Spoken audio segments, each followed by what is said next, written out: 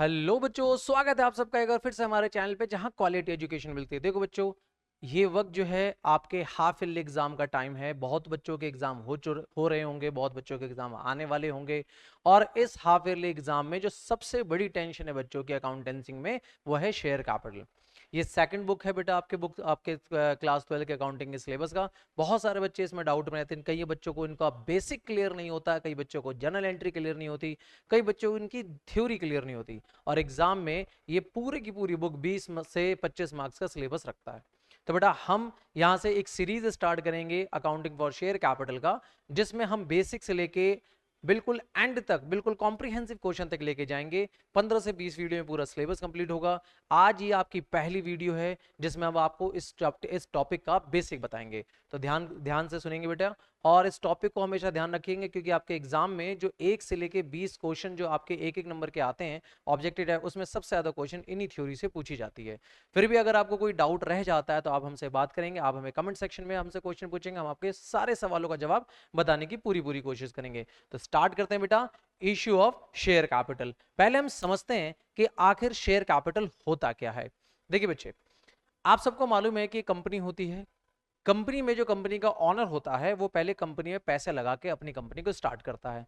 फिर बाद में वो चाहता है कि जो पैसे मैंने लगाए हैं वो पैसे मेरे रीबैक हो जाएं, रिकवर हो जाएं। तो इसके लिए तरीका क्या फॉलो करता है कि अगर देखो, एक मैंने 20 लाख रुपए लगाया, अगर कंपनी डूबी तो 20 लाख पूरे मेरे अकेले डूब जाएंगे।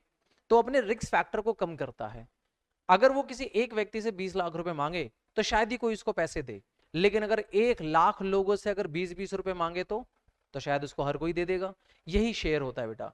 कंपनी की पूरी वैल्यूएशन को, कंपनी की जो भी पूरी वैल्यूएशन, उसको कुछ शेयर्स में, कुछ टुकड़ों में बांटा जाता है और मार्केट में उस टुकड़ों को बेच दिया जाता है। टुकड़े को यहाँ पे इंग्लिश में शेयर कहते हैं। तो अगर आप किसी कंपनी के शेयर खरीदते हैं तो उसके पूरे कैपिटल के जितने टुकड़े किए गए, उसके एक टुकड़े के आप मालिक बन जाते हैं। एग्जाम्पल के तौर पे समझिए कि जैसे मान लीजिए मेरे कैपिटल की टोटल वैल्यू 20 लाख रुपए है, टोटल वैल्यू, और मैं इसके 1 लाख टुकड़े कर देता हूं। टुकड़े का मतलब शेयर कर देता हूं। तो यानी 1 लाख वैल्यू की जो वैल्यू है, एक शेयर की जो वैल्यू है, एक शेयर की जो वैल्यू आएगी वो आएगी 20 रुपए। इसका मतलब ये कि जो 20 रुपए पे कर देगा वो एक टुकड़े का मालिक हो जाएगा। अब कई बार कंपनी क्या होती है, 20 रुपए का जो टुकड़ा है ये कई बार कंपनी एक बार में नहीं मांगती, कंपनी इसके कई टुकड़े में मांगती है। मतलब इसके भी 2-3 टुकड़े कर देती है। जो पहले टुकड़े का नाम है दैट इज एप्लीकेशन। जब आप फॉर्म खरीदने के लिए एप्लीकेशन फॉर्म भरेंगे तो उस समय भी आप कुछ एडवांस मनी भिजवाएंगे कंपनी को कि हाँ, हम शेयर खरीदने में इंटरेस्टेड हैं। इसके लिए एक बेटा मैं आपको कहानी सुनाता हूँ जिसमें आपको जनरल एंट्री भी क्लियर हो जाएगी कि आखिर ऐसा क्यों होता है। अगर आप कोई पुरानी मूवी देखेंगे, हमारे देश में एक मूवी बनी थी जिसमें अभिषेक बच्चन ने एक्टिंग की थी, that is Guru. Guru movie में आपको दिखाया जाएगा कि पुराने जमाने में शेयर्स कैसे बेचे जाते थे। एक शेयर की मंडी होती थी, बाजार होता था। उस बाजार में बंदे जो ब्रोकर होते थे वो खड़े होते थे और फॉर्म हाथ में लेके आवाज लगाते थे, ये वाली कंपनी एबीसी कंपनी इतने रुपए, एबीसी कंपनी इतने रुपए। दैट मीन वो जो आवाज लगाए जा रहे हैं वो शेयर बेच रहे हैं। अब जो लोग इंटरेस्टेड होते थे वो उनसे फॉर्म लेते थे और अपना फॉर्म भर के साथ में ये भी बताते थे कि नंबर ऑफ शेयर वो कितना खरीदना चाहते हैं। अब ऐसा नहीं है कि सारा पैसा एक साथ चला जाएगा, उसके कुछ टुकड़े किए जाएंगे। मान लो 2 टुकड़े, 3 टुकड़े, 4 टुकड़े, इतने टुकड़ों में पैसा मंगाया जाएगा। तो पहले टुकड़े का नाम होगा एप्लीकेशन। अब जैसे मैंने किसी को कह दिया कि बच्चे आप अपना इंटरेस्ट बताइए कि आप कितना शेयर खरीदना चाहते हैं, मेरी कंपनी में कितने शेयर है, 1 लाख शेयर है, तो मजाक मजाक हो सकता है पूरे फॉर्म पे लिख दे कि 1 लाख शेयर पूरे अकेले मेरे को चाहिए। अब मैं उस अकेले पे विश्वास तो कर नहीं सकता। तो मुझे क्या करना होगा, अगर वो वाकई 1 लाख शेयर खरीदना चाहते हैं तो कुछ एडवांस मनी भिजवाएं। जैसे ये 20 रुपए हैं, इसके मैंने 4 टुकड़े कर दिए। फॉर एग्जाम्पल पहले टुकड़े में 5 रुपए मंगा लिए, दूसरे टुकड़े में 10 रुपए मंगा लिए, और तीसरे टुकड़े में फिर 5 रुपए मंगा लिए। तो पहले टुकड़े का नाम होगा एप्लीकेशन, दूसरे टुकड़े का नाम होगा अलॉटमेंट, और तीसरे टुकड़े का नाम होगा फर्स्ट कॉल। अब इसके बाद भी अगर कोई टुकड़ा होता है उसका नाम सेकंड कॉल, उसके बाद कोई टुकड़ा होता है that is third call, fourth call, fifth call, ऐसे कॉल्स आगे बढ़ती चली जाएंगी। लेकिन जो लास्ट एंड फाइनल होगी, जैसे मानिए सेकंड कॉल पे हम लास्ट एंड फाइनल कर रहे हैं तो उसका नाम होगा share second and final call. जो लास्ट होगा उसको फाइनल कॉल करके हम खत्म करेंगे। आई होप यहां तक बात समझ में आ रही होगी। तो जब हम शेयर के फॉर्म बांटते हैं और हम कैसे यकीन करें कि सामने वाला हमसे शेयर खरीदने में इंटरेस्टेड है, तो हम उससे कहते हैं बेटा आप जो भी शेयर खरीदना चाहते हैं उसका एडवांस मनी, टोकन मनी आप भिजवा दीजिए, जिसको हम क्या कहते हैं, एप्लीकेशन मनी। अगर सामने वाला हमसे मान लीजिए 1000 शेयर खरीदने में इंटरेस्टेड है, 1000 शेयर खरीदने में इंटरेस्टेड है, तो 5 रुपए उसकी advance money that is application money 1000 share के साथ, यानी 5000 रुपए वो भिजवा दे। अब सामने वाला व्यक्ति फॉर्म भर के हमें 5000 रुपए भिजवाएगा। जब 5000 भिजवाएगा डेट मीन हम यहाँ पे समझ जाएंगे कि सामने वाला व्यक्ति जो है वो शेयर खरीदने में इंटरेस्टेड है। अब ये हमारे ऊपर डिपेंड करता है कि हम उसको शेयर दें या ना दें। इसको कहते हैं अलॉटमेंट। डेट में कई बार ऐसा होता है कि जैसे मेरे पास 1 लाख शेयर हैं, लेकिन सामने लोगों ने जो डिमांड करी, किसी ने फॉर्म पे 5000 शेयर लिख के भेजे, किसी ने 200 शेयर लिख के भेजे, किसी ने 5 शेयर लिख के भेजे, कुछ भी लिख सकते हैं। तो जब सबके फॉर्म इकट्ठे होंगे तब हम डिमांड को कैलकुलेट करेंगे कि लोगों ने कितनी डिमांड करी। तो इट माइट बी पॉसिबल कि वो 1 लाख से ऊपर चला जाए। तो हो सकता है मेरे पास डिमांड जो आई हो वो 1,20,000 शेयर की डिमांड आई हो। ऐसा पॉसिबल है, बिल्कुल पॉसिबल है बच्चे। तो ऐसे केस में हो सकता है ना कि हमें कुछ शेयर को रिजेक्ट करना पड़ेगा। तो ये बात दिमाग में क्लियर रखिए कि शेयर होल्डर का शेयर डिमांड करना फॉर्म भरकर दैट डजंट मीन कि उनको शेयर मिल गया। ये कंपनी डिसाइड करेगी कि उनको शेयर मिलेगा या नहीं मिलेगा। फिर कंपनी जिनको शेयर देना चाहती है उनके घर लेटर ऑफ अलॉटमेंट भिजवाती है। लेटर ऑफ अलॉटमेंट, एक लेटर भिजवाएगी कि हाँ हम आपको शेयर देने के लिए तैयार हैं। जब लेटर ऑफ अलॉटमेंट पहुंच जाएगा फिर उनको अलॉटमेंट का पैसा देना पड़ेगा 10 रुपए, फिर अलॉटमेंट का पैसा आएगा, फिर कुछ टाइम के बाद उनसे फर्स्ट एंड फाइनल कॉल का पैसा मांग लिया जाएगा। आई होप ये पूरा ट्रेंड आपको समझ में आ गया होगा। बस एप्लीकेशन के केस में पहले पैसा मांगा जाता है, क्योंकि हमें ट्रस्ट नहीं ना कि सामने वाला व्यक्ति शेयर वाकई डिमांड कर रहा है या हमसे मजाक कर रहा है। इसलिए जिनको भी शेयर चाहिए वो क्या करेंगे, लेटर पे, फॉर्म पे जितने शेयर चाहिए वो लिख के, साथ में एडवांस मनी जिसको हम एप्लीकेशन मनी कहते हैं वो लिख के हमें भेजेगा। आई होप यहाँ तक बात समझ में आ रही है। ठीक है, इस चैप्टर में आपको कुछ जनरल एंट्री समझनी, जो कहानी भी मैंने बताई उस जनरल एंट्री के हिसाब से कहानी, इसकी जनरल एंट्री समझिए। देखिए, सबसे पहले आपने जाना कि हमें शेयर के पैसे मिलेंगे, एडवांस मनी मिलेगी, तो उसकी जो जनरल एंट्री होगी that is bank account debit, bank account debit to share application, bank account debit to share application. जो भी अमाउंट बनेगा वो अमाउंट हम यहां पे लिख देंगे। सबसे पहले पैसा आएगा फिर हम उसके ड्यू की एंट्री करेंगे। ये इकलौती ऐसी एंट्री है, इकलौती ऐसी एंट्री है जिसमें बैंक की एंट्री पहले हो रही है, ड्यू की एंट्री बाद में हो रही है। बाकी हर केस में, अलॉटमेंट में, फर्स्ट कॉल में, सेकंड कॉल में ड्यू की एंट्री पहले होगी और बैंक की एंट्री बाद में होगी। क्योंकि यहां पे जब तक सामने वाले की तरफ से पैसा नहीं आ जाता तब तक हम फेथ नहीं कर सकते कि वो शेयर खरीदने में इंटरेस्टेड है। तो bank account debit to share application, फिर हम लिखेंगे share application account debit, share application account debit to share capital. मतलब, इसका मतलब समझिए, आखिर हम शेयर मांग ही क्यों रहे हैं, अपने कैपिटल को जनरेट करने के लिए पब्लिक से पैसा क्यों मांग रहे हैं, ताकि हमारी कंपनी का कैपिटल बढ़ जाए। तो जो पैसा आया था वो एप्लीकेशन के नाम पर आया था, बैंक अकाउंट डेबिट, पैसा आया किस नाम से, शेयर एप्लीकेशन के नाम से, इसलिए शेयर एप्लीकेशन क्रेडिट हुआ। अब फिर जो शेयर एप्लीकेशन हमारे पास आया था उसी को लिखते हैं share application account debit to share capital. जो पैसा शेयर एप्लीकेशन के नाम पर आया था हमने उसको पूंजी में कन्वर्ट कर दिया, टू शेयर कैपिटल, हमने उसको कैपिटल में कन्वर्ट कर दिया। अब थोड़े समय के बाद, 2-3 महीने के बाद हम उससे अलॉटमेंट के पैसे मांगेंगे, या फिर हम उसको लेटर ऑफ अलॉटमेंट भिजवाएंगे कि हाँ भाई हम आपको शेयर देने में इंटरेस्टेड है। तो लेटर ऑफ अलॉटमेंट जब जाएगा तो ड्यू की एंट्री क्या होगी, ड्यू की एंट्री समझिए। यहाँ पे तीसरी एंट्री होगी share allotment account debit, share allotment account debit to share capital. ध्यान दीजिए, टू शेयर कैपिटल। हम क्या कर रहे हैं बच्चे, हम ऐसा कुछ कर रहे हैं, देखिए यहां पे ड्यू की एंट्री बाद में हो रही थी, यहाँ देखिए बैंक की एंट्री पहले, ये दोनों एंट्री जो है ये एक एप्लीकेशन की, इसमें बैंक की एंट्री पहले करी और ड्यू की एंट्री बाद में करी, share application account debit to share capital. लेकिन जैसे अलॉटमेंट का केस आएगा, अलॉटमेंट के केस में बच्चे, हम अलॉटमेंट के केस में पहले ड्यू की एंट्री कर रहे हैं, share allotment account debit to share capital. अब हम इसके बाद इसके मनी रिसीव होने की एंट्री करेंगे, that is bank account debit, bank account debit to share allotment account, to share allotment account. I hope यहां तक बात समझ में आ रही होगी। ठीक है, अमाउंट क्वेश्चन के हिसाब से आप चेक कर लेंगे। अभी मैं बहुत सारे न्यूमेरिकल, बहुत सारे इलस्ट्रेशन कराऊंगा जिसमें आपको पता चल जाएगा इसकी कैलकुलेशन कैसे की जाती है। बेटा ध्यान रखना, आप जो भी बुक फॉलो कर रहे हो, चाहे टीएस ग्रेवाल फॉलो कर रहे हो या कोई अदर बुक फॉलो कर रहे हो, आप क्वेश्चन का एक एक इलस्ट्रेशन, पूरी बुक का एक एक इलस्ट्रेशन कर लीजिए, क्योंकि हर एक इलस्ट्रेशन एक नया केस है। ठीक है बच्चे, और आप एग्जाम में बिना कोई इलस्ट्रेशन के नहीं जाएंगे। एग्जाम में क्वेश्चन जो फंसते हैं वो इलस्ट्रेशन से ही फंसते हैं बच्चा।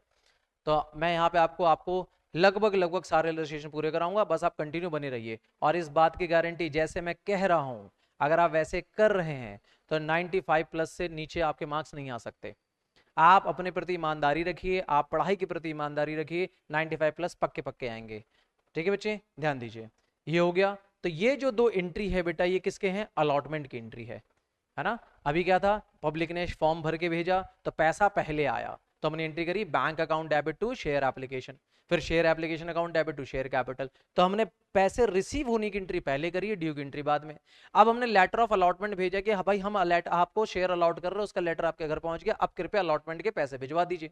तो जो ड्यू करने की एंट्री थी share allotment account debit to share capital, अब जब पैसा पब्लिक से आ जाएगा bank account debit to share allotment, ये कर लिया हमने। अब 1-2 महीने के बाद फिर हम उनसे फाइनल पैसा मांगेंगे, जो बैलेंस पैसा बच गया वो दे दीजिए। अगर ये फाइनल पैसा है तो इसका नाम होगा शेयर फर्स्ट कॉल, तीसरे इंस्टॉलमेंट का नाम है फर्स्ट कॉल, चौथे इंस्टॉलमेंट का नाम होगा second call, then third call, then fourth call, ऐसी कॉल्स आगे बढ़ती चली जाएंगी। लेकिन आज के टाइम पे इतने लंबे क्वेश्चंस नहीं आते, पहले आया करते थे। तो तीसरे इंस्टॉलमेंट का नाम है फर्स्ट कॉल और यही लास्ट इंस्टॉलमेंट है, तो इसका नाम हो जाएगा share first and final call. जो लास्ट होगा वही फाइनल होगा। तो इसका मतलब अब फिर दोबारा आप ड्यू की एंट्री करेंगे, दोबारा से बच्चे आप ड्यू की एंट्री कर रहे हैं, तो ये होगा share first and final call, share first and final call account debit to share capital account, to share capital account. जो भी पैसा आएगा वो पैसा अपने अमाउंट यहां पर कर देंगे। और अगर जब पैसा आ जाएगा तो हम एंट्री क्या करेंगे, bank account debit to share first and final call, to share first and final call. समझिए बच्चे, ध्यान से सुनिए बेटा, कैसे करेंगे। ये ड्यू करने की एंट्री है, ये बैंक के पेमेंट करने की एंट्री है। Share first call, share first and final call. Final call क्यों बोला जा रहा है, फाइनल कॉल इसलिए बोला जा रहा है बच्चे क्योंकि ये हमारे लिए क्या है, लास्ट इंस्टॉलमेंट है। तो share first and final call account debit, अगर ये लास्ट नहीं होता तो सिंपल नाम होता share final call, share first call account debit. ठीक है, ये बेसिक जनरल एंट्री है बेटा, जो आपको लगभग हर क्वेश्चन में करने ही होंगे। तो ये आप स्क्रीनशॉट ले सकते हैं इसका, आप वीडियो पॉज करके इन सारी जनरल एंट्रीज को लिख सकते हैं। बेसिक एंट्रीज हैं ये, अब एंट्री आपको हर क्वेश्चन में करनी पड़ेगी। ठीक है बेटा, इस चैप्टर में आपको बेसिक पढ़ना। तो अब हम कुछ थ्योरी की तरफ बढ़ते हैं जो आपके एग्जाम में आएंगे, 2 से 4-5 नंबर तक के आ सकते हैं। ध्यान दीजिए क्वेश्चन में क्या है।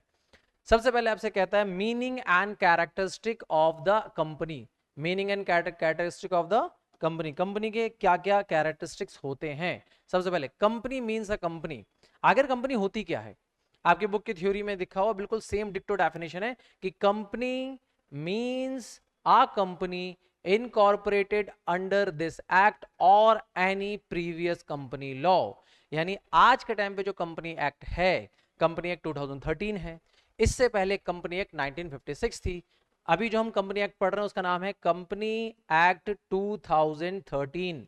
उससे पहले जो कंपनी थी कंपनी एक्ट 1956, और उससे पहले जो कंपनी का एक्ट था वो ब्रिटिश द्वारा बनाया गया था।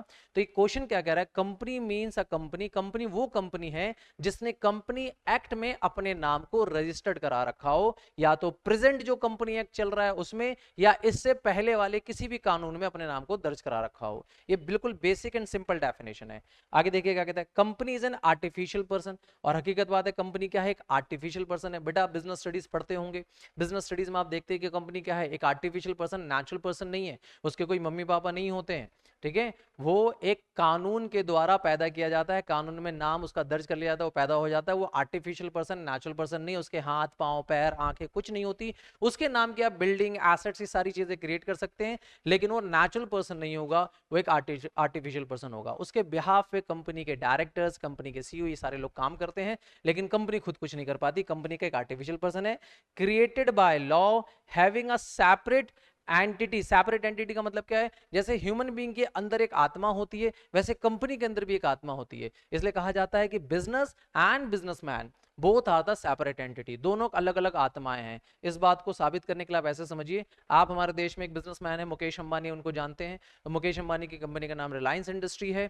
तो मुकेश अंबानी साहब अलग टैक्स देते हैं और रिलायंस इंडस्ट्री अलग टैक्स देती है। ऐसा नहीं है कि दोनों साथ में एक साथ ही एक ही टैक्स देते, नहीं, बिकॉज मुकेश अंबानी एक नेचुरल पर्सन है, उनके ऊपर कंपनी के वो डायरेक्टर हैं, सीईओ हैं, तो कंपनी के पोस्ट पे हैं, उन्होंने वो भी अपनी कंपनी से एक सैलरी लेते होंगे, तो सैलरी बेसिस पे होने पर उनसे एक अलग टैक्स लिया जाता है। और कंपनी एक आर्टिफिशियल पर्सन है, उसके ऊपर कॉर्पोरेट का टैक्स लगता है, तो एक अलग टैक्स देते हैं। तो मुकेश अंबानी अलग टैक्स देते हैं और रिलायंस इंडस्ट्री अलग टैक्स देती है। क्यों? इसी की वजह से having a separate legal entity with a perpetual succession and a common seal. Perpetual succession का क्या मतलब होता है कि कंपनी हमेशा चलती रहती है, कंपनी का मालिक मर जाएगा, फिर उसका बेटा कंपनी का मालिक बनेगा, फिर वो मर जाएगा, फिर उसका बेटा कंपनी का मालिक बनेगा, या फिर कोई और, अगर जो शेयर होल्डर इलेक्शन में किसी और को चूज करते हैं तो। बेटा कंपनी में एक बात ध्यान रखना, कंपनी जरूरी नहीं कि राजा वाला सिस्टम चल रहा हो कि राजा का बेटा ही राजा बनेगा। कंपनी में कई बार ऐसा होता है कि कंपनी के मेंबर्स में कोई और भी कंपनी का डायरेक्टर बन सकता है। तो कंपनी के जो मालिक होते हैं वो मर जाते हैं, कोई दूसरा कंपनी का मालिक बनता है, लेकिन कंपनी हमेशा चलती रहती है। इसी को हम कहते हैं परपेचुअल सक्सेशन, यानी कंपनी के मालिक के डेथ से कंपनी में कोई फर्क नहीं पड़ता। इसका लेटेस्ट एग्जाम्पल है बेटा, अभी हमारे देश में हमारे देश के एक कोहिनूर व्यक्ति मिस्टर रतन टाटा साहब, उनकी डेथ हुई है, तो डेट डजंट मीन कि उनके डेथ से टाटा इंडस्ट्री खत्म हो जाएगी। टाटा इंडस्ट्री खत्म नहीं हुई, उनके डायरेक्टर कोई और हैं, लेकिन वो हमारे देश के एक नवरत्न व्यक्ति थे, हमारे देश के लिए उन्होंने बहुत कुछ किया। तो ये बिल्कुल लेटेस्ट एग्जांपल है आपके लिए कि कंपनी के मालिक के डेथ हो जाने से कंपनी के एग्जिस्टेंस पे कोई फर्क नहीं पड़ता, उसी को हम कहते हैं perpetual succession. And common seal, अब कॉमन सील का क्या मतलब है कि कंपनी के पास अपना एक स्टैंप होता है। जैसे अगर मेरी क्या पहचान है, तो मेरा सिग्नेचर मेरी पहचान है कि मैंने किसी चीज में कंसर्न दिया है। जैसे मैं किसी को पेमेंट करना चाहता हूं तो मैंने चेक के ऊपर साइन किया, बैंक वाले कैसे समझेंगे कि मैंने एक चेक दिया है जिससे मेरे सिग्नेचर डेट में मैं कंसर्न कर रहा हूं, मैं अपनी कंसेंट दे रहा हूं कि इस व्यक्ति को पैसे दे दो। वैसे कंपनी का भी अपना एक कॉमन सील होता है, एक सिग्नेचर होता है, जो ये बताता है कि कंपनी का ये कंसर्न है कि ये व्यक्ति आगे अपने काम को प्रोसेस करना चाह रहा है, तो कंपनी का एक कॉमन सील होता है। ये बेसिक कैरेक्टर है, आई होप यहां तक बात समझ में आ रही होगी। अब क्या है कैरेक्टरिस्टिक, क्या है कंपनी के, कंपनी के कैरेक्टर, इनकॉर्पोरेशन जो भी हमने पढ़ा, सेपरेट लीगल एंटिटी अभी हमने पढ़ा, आर्टिफिशियल पर्सन अभी हमने पढ़ा, परपेचुअल एग्जिस्टेंस अभी हमने पढ़ा।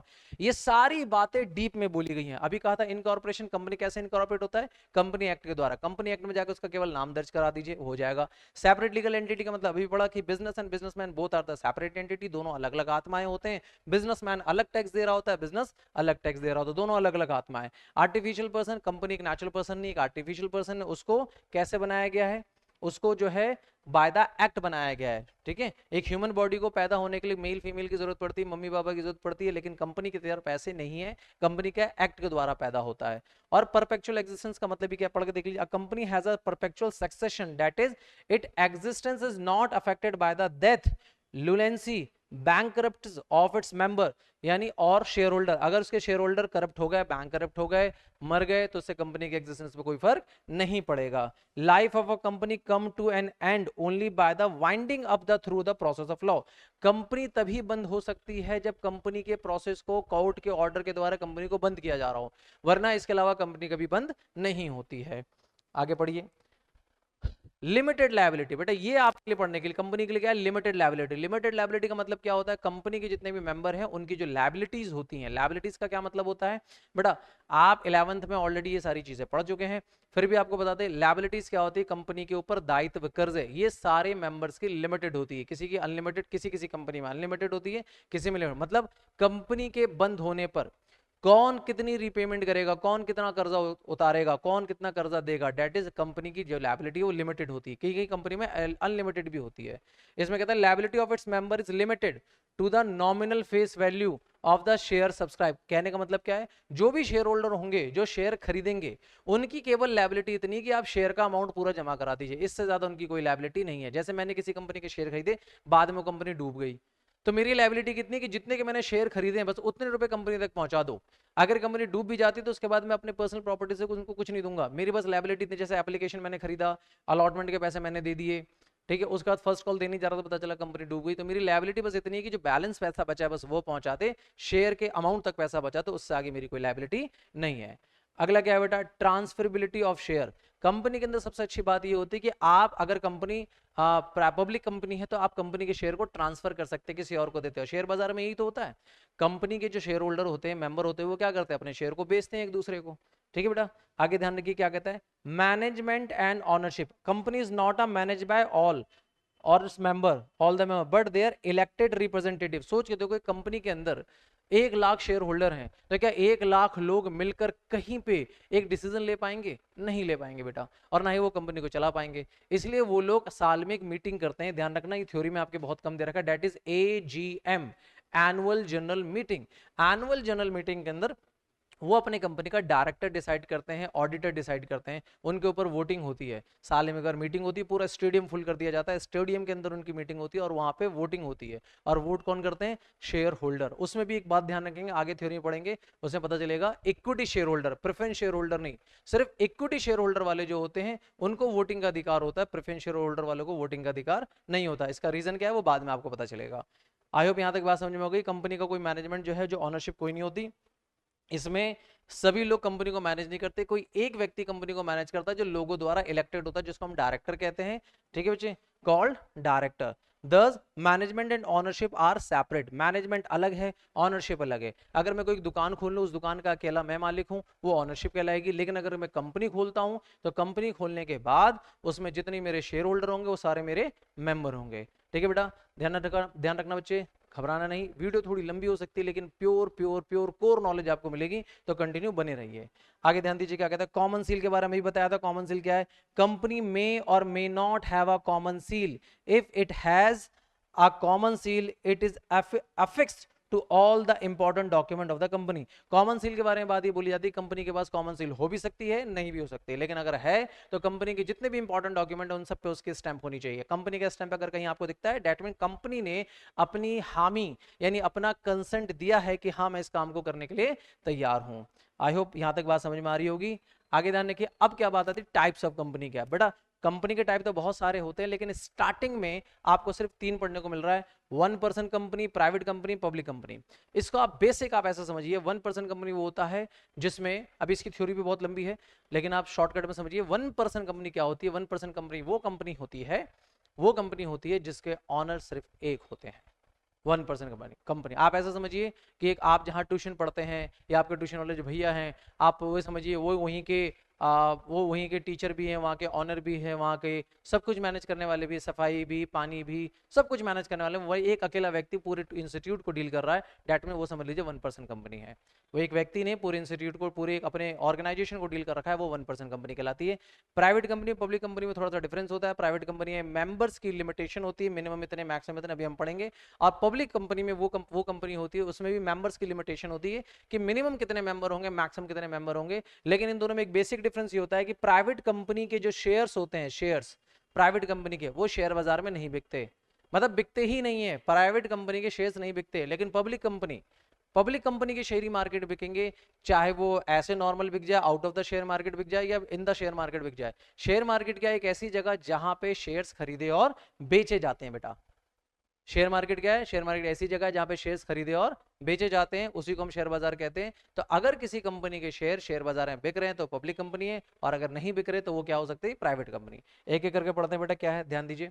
1% कंपनी के बारे में क्या कहता है, फटाफट देख लेते हैं। 1% कंपनी क्या है? 1% company is a company which has one natural person as a member और अ शेयर होल्डर। 1% कंपनी वो पर्सन कंपनी है जिसके अंदर एक ही मेंबर होगा, उसका शेयर होल्डर या उसका मालिक। सेक्शन 2 सबसेक्शन 62, बट अगर ये याद रहेगा तो बहुत बढ़िया रहेगा। Section 2 subsection 62 of the companies act 2013 define 1% company as a 1% company means a company which has only 1% as a member. बिल्कुल बेसिक डेफिनेशन आप ये लिख के आ जाएंगे यहां से लेकर यहां तक। 1% कंपनी वो पर्सन कंपनी होती है जिसमें केवल एक ही व्यक्ति उसका मेंबर होता है।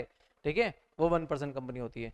रूल 3 क्या कहता है कंपनी एक्ट का? कि रूल 3 ये कहता है rule 3 of companies incorporation rule 2014 relating to 1% company prescribed at. आगे क्या कहा जाता है देखिए, 2-3-4 बातें कही गई हैं कि ओनली अ नेचुरल पर्सन, ये बात आपने पढ़ ली कि वो नेचुरल पर्सन होगा, साथ ही साथ इंडियन सिटीजन होना चाहिए और वो इंडिया में रहने वाला भी होना चाहिए, मतलब वो भारतीय नागरिक हो और भारत में ही रह रहा हो, वही व्यक्ति 1% कंपनी बना सकता है, दूसरा नहीं बना सकता। एक नंबर के लिए क्वेश्चन बन सकता है, हो सकता है पूछे क्या कोई फॉरेनर व्यक्ति जो है, फॉरेन सिटीजन जो है हमारे देश में 1% कंपनी बना सकता है? नहीं बना सकता। 1% कंपनी एक ही व्यक्ति बना सकता है जो क्या हो? इंडियन सिटीजन हो, नेचुरल पर्सन हो। नेचुरल पर्सन का मतलब एक जीता जागता इंसान हो, नेचुरल पर्सन हो, इंडियन सिटीजन हो और इंडिया में ही रह रहा हो, कैन फॉर्म अ 1% कंपनी।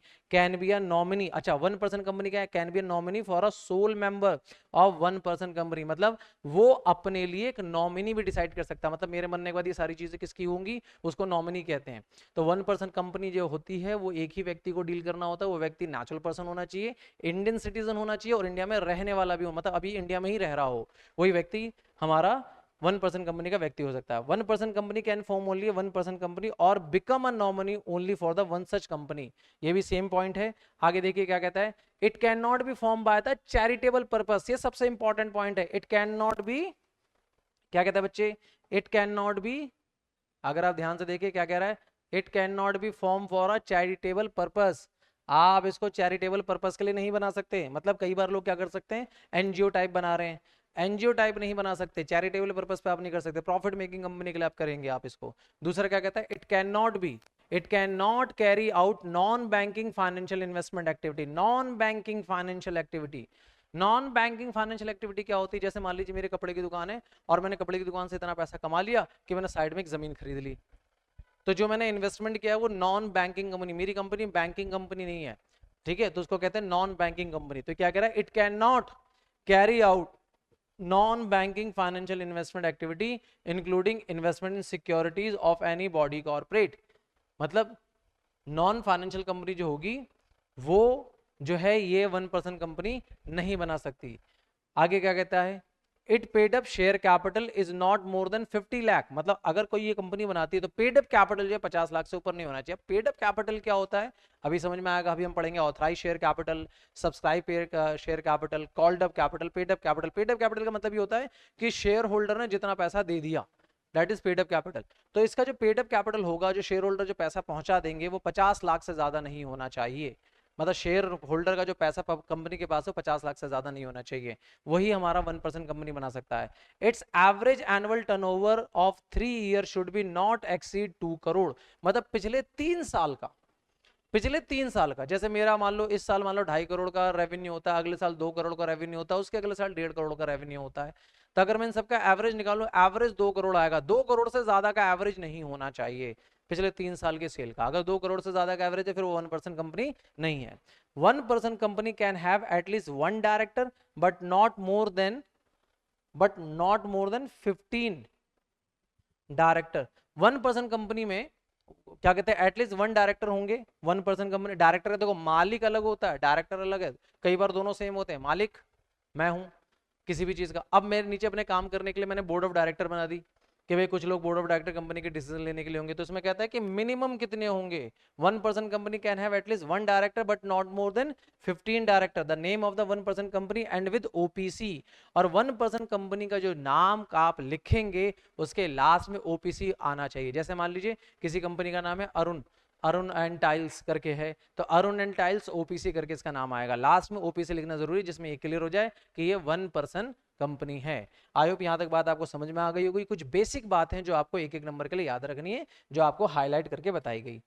आगे ध्यान रखिए, अब प्राइवेट कंपनी क्या होती है। प्राइवेट कंपनी वही कंपनी होती है जो कंपनी एक्ट में रजिस्टर्ड हो, जिसके मिनिमम मेंबर 2 हो, मैक्सिमम जो है वो, अभी बात करते हैं क्या है कि बीच में चेंज होते रहते हैं। कहता है private company is one in which has a minimum paid up share capital as may be prescribed and which by article of association। मतलब क्या है, प्राइवेट कंपनी का जो पेड अप कैपिटल है उनके आर्टिकल ऑफ एसोसिएशन। देखो जब भी कोई कंपनी बनाता है तो उसकी 2 किताबें होती हैं, 2 किताबें प्रोस्पेक्ट, 2 उसकी इंपॉर्टेंट किताबें बनाई जाती हैं। एक किताब होती है आर्टिकल ऑफ एसोसिएशन और एक होता है मेमोरेंडम ऑफ एसोसिएशन, MOA और AOA, आर्टिकल ऑफ एसोसिएशन और memorandum of association. Memorandum of association जो होते हैं वो कंपनी के एक्सटर्नल रूल तय करते हैं कि कंपनी कहां कहां तक जाके काम कर सकती है। आर्टिकल ऑफ एसोसिएशन जो है कंपनी के इंटरनल मैटर को डील करती है कि कंपनी के अंदर कोई डिस्प्यूट होगा तो उसको कैसे डील करेंगे। ध्यान रखना, आर्टिकल ऑफ एसोसिएशन कंपनी के इंटरनल डिस्प्यूट को डील करती है और मेमोरेंडम ऑफ एसोसिएशन जो होता है कंपनी के आउटर रूल को डील करती है कि आउटर जो कुछ कंसेप्ट होंगे उसको हम कैसे डील करेंगे। तो ये कंपनी के अंदर में जो उसके आर्टिकल ऑफ एसोसिएशन जो है वो जितना डिसाइड करती है कि हम कंपनी बना रहे हैं, हमारा मिनिमम पेड कैपिटल इतना होना चाहिए, 5 लाख, 50 लाख, 5 करोड़, उसके हिसाब से होगा। टाइम टू टाइम ये चेंज होता रहता है। कई बार कंपनी एक्ट के द्वारा बात तय होती है, और इस बार जो कहा गया वो कंपनी खुद से डिसाइड कर सकती है उसका मिनिमम पेड कैपिटल कितना है। यहाँ क्या कहते हैं, रिस्ट्रिक्ट। इसमें सबसे इंपॉर्टेंट पॉइंट क्या है कि रिस्ट्रिक्शंस हैं किसमें, the right to transfer it share if any, मतलब वो अपने शेयर को ट्रांसफर नहीं कर सकते। मैंने अभी थोड़ी देर पहले बताया था कि कंपनी एक्ट में जो प्राइवेट कंपनीज हैं वो अपने शेयर को ट्रांसफर नहीं कर सकते। आई होप यहां तक बात समझ में आ रही होगी। आगे क्या कहते हैं, limit of the number of its member excluding its present और past employees member to 200, whereas share are held by the 2 or more person jointly can shall treat as a single member। मतलब इसके minimum member कितने होने चाहिए private company के, maximum 200 से ज्यादा नहीं होने चाहिए, मैक्सिमम 200 से ज्यादा नहीं होने चाहिए। और बाद में एक बात बोली कि अगर कोई ऐसे व्यक्ति जिन्होंने 2 लोगों ने मिलकर एक शेयर खरीदा है तो उसको हम केवल एक ही मेंबर काउंट करेंगे। कई बार होता है कि एक शेयर का प्राइस इतना ज्यादा हो, जैसे एमआरएफ के शेयर्स हैं, एमआरएफ के शेयर्स अभी लाखों में चल रहे हैं, मतलब 1,26,000 कुछ चल रहे हैं। तो अगर किसी ने एमआरएफ के शेयर खरीदे और एक सिंगल पर्सन ने मिलकर, अकेले नहीं खरीदा, 2 लोगों ने मिलकर खरीदा है, तो उन दोनों को मिला के एक ही शेयर होल्डर कहा जाएगा। प्रोहिबिटेड्स any invitation to the public to subscribe for any securities of the company। इसके लिए सबसे ज्यादा प्रोहिबिशन क्या है, मनाही क्या है कि आप पब्लिक से कुछ नहीं मांग सकते, जो कुछ करेंगे आप अपने ही पैसों से, अपने ही मेंबरों के पैसे से करेंगे, पब्लिक से आप कुछ भी डील नहीं कर सकते। प्राइवेट कंपनी सबसे ज्यादा ये है। अब private company should have at least 2 director but not more than 15। ध्यान रखना, प्राइवेट कंपनी में कितने डायरेक्टर चाहिए, minimum 2 maximum 15, minimum 2 maximum 15। The name of the private company and with the word private limited. जैसे आपने किसी नाम के आगे देखा होगा, जैसे ABC प्राइवेट लिमिटेड, तो ये वर्ड बिल्कुल एंड में, जैसे 1% कंपनी के एंड में OPC लिखना जरूरी है, वैसे ही प्राइवेट कंपनी के एंड में प्राइवेट लिमिटेड लिखना जरूरी है। आई होप यहां तक बात समझ में आ गई होगी। अब हम बढ़ रहे हैं अपने कुछ एंड टॉपिक की तरफ बढ़ रहे हैं बेटा। एंड टॉपिक हमारा क्या है, ध्यान दीजिए। अब हमारा पब्लिक कंपनी। पब्लिक कंपनी क्या कहता है बेटा, लास्ट है हमारा लगभग। Public company is a company which is not a private company. देखो कितनी बढ़िया डेफिनेशन बोली कि पब्लिक कंपनी क्या होती है, पब्लिक कंपनी वो कंपनी होती है जो प्राइवेट कंपनी नहीं होती। बिल्कुल बेसिक आपके बुक की ही थ्योरी है बेटा, ये कोई अलग से नहीं लिखी गई है। Has a minimum paid up capital as may be prescribed, मतलब जितना उसके बारे में बोल, टाइम टू टाइम बोला जाता है मिनिमम पेड अप कैपिटल कितना है, कानून हर बार चेंज होते रहते हैं, इसलिए इसमें बोल देगा एज पर द प्रिस्क्राइब्ड, जितना उसका मिनिमम पेड अप कैपिटल बोला गया होगा। और public company is a private company being subsidiary of a company which is not a private company. देखो पब्लिक कंपनी वो हो सकती है, पब्लिक कंपनी एक होता है सब्सिडरी कंपनी। सब्सिडरी कंपनी क्या होती है, जैसे मान लो मेरी कंपनी का नाम है A लिमिटेड और मैंने बी लिमिटेड के 100% शेयर मैंने खरीद लिए, ठीक है। तो क्या होता है कि ए कंपनी जो हो गई वो एक सीनियर कंपनी हो गई, बी कंपनी हो गई सब्सिडरी कंपनी हो गई। तो यहां पे कहा जा रहा है कि प्राइवेट कंपनी वो कंपनी हो सकती है जिसकी subsidiary company, being a subsidiary company which is not a private company, मतलब मैं पब्लिक कंपनी हूं तो मेरा जो हेड होगा या जो मेरे ऊपर जो शेयर होल्डर होंगे या जो मेरे ऊपर मेरी कंपनी को जिसने खरीदा होगा वो प्राइवेट कंपनी वाले नहीं होने चाहिए, वो भी पब्लिक कंपनी वाले होने चाहिए।